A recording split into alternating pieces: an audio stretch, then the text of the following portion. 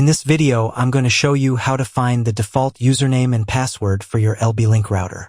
Start by looking at the label on the back or bottom of your router. This sticker has plenty of important information about your router. Find a section titled Router Login or something like that.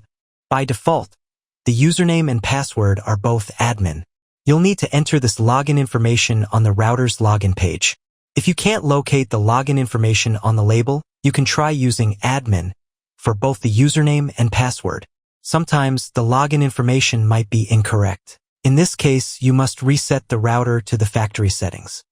Before resetting your router to its factory settings, be sure to check out my other video, and then try to enter again.